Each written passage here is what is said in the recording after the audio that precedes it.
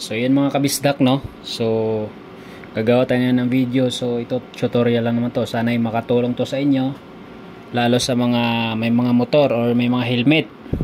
Okay, so maganda kasi pag nagbiyahe tayo mga kabisdak, yung hindi tayo boring, or halimbawa yung ka-rides mo dalawa po kayo. So mas maganda kasi yung hindi tayo magsisigawan. So yun, kung makabili po kayo ng intercom, or yung wireless, itong ganito, intercom, VT intercom to, V10 times 2. So nabili lang to natin sa online. So ang halaga niyan is naka-promo siya, so nasa 2,000 guys. Okay, so nabili natin yan. So 2,000 na, at saka ano yan, soft tsaka hard na tawag nito, mic. So ngayon, paano ba i-connect? Kasi pag na-install na natin, di ba? Nailagay na natin sa helmet. So paano i-connect yan? Kung magpa-sounds kayo, yung sharing sounds. Okay, so simple lang. Ito yung guys. So ito yung pinaka power on nya. So i-din lang natin. Okay, so ayan na. Umiilaw na siya. Tapos yung kabila, automatic yan guys. Dalawa yan. Ayan. Ilolong press nyo lang. So yan. So pag nagaganyan na yan guys, pag nag-music po kayo, so yan, i-connect po nyo, i-connect sa cellphone.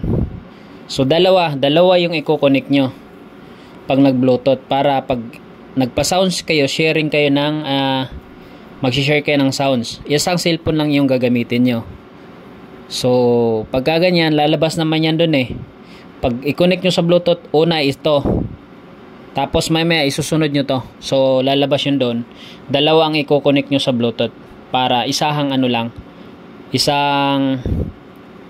cellphone lang gagamitin nyo, or isang sounds lang ang gagamitin nyo.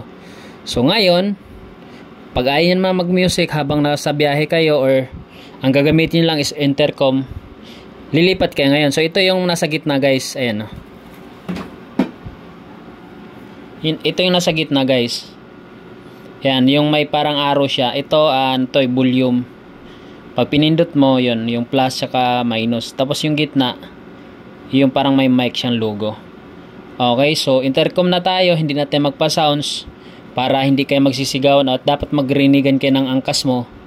So pipindutin mo lang to guys, yung gitna. So yan, iilaw na yan.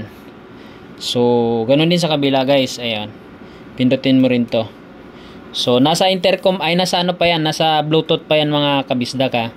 Hindi pa ililipat, kahit magsalita kayo dyan, hindi pa kayo magkarinigan. Okay, so hindi pa kayo magkarinigan. So anong gagawin natin para magko-connect to? Magko-connect doon sa intercom para lilipat, kasi yan nasa bluetooth pa lang yan. Okay, so ang gagawin nyo lang mga kabisdak, para at least maging yan, mapunta kayo doon sa intercom at magkarinigan kayo pag nagsasalita kayo, simple lang. So ayan, yung kabila, ito long press lang, ayan na, na yan, magko-connect na yan sila. So aantayin nyo lang yan, kumikislap-kislap na siya, diba? Ayan, pero hindi pa rin yan nakakonect, hindi pa yung nakapunta dun sa sa intercom. Okay, so pagka ganyan, ang gagawin natin, isa lang yung gagawin nyo. Okay, so ito open na yan pareho, diba?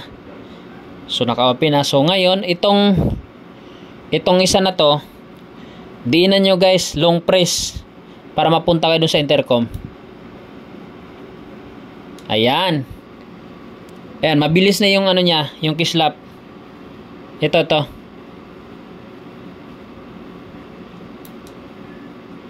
Nawala.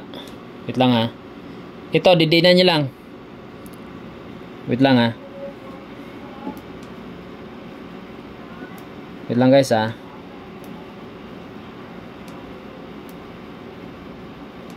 Ayan, nakakunik na pala yan. Pagka ganyan na, kanina on, di ba? Yan, nasa intercom na yan. So yan, pwede na kayo magrinigan. So ganyan lang, ganun lang kasimple mga kabisdak. Paano siya connecting na siya, kasi isa hindi na umilaw. So pag inon mo to, ginit na, long press lang yung isa lang yung kailangan mong i-long press.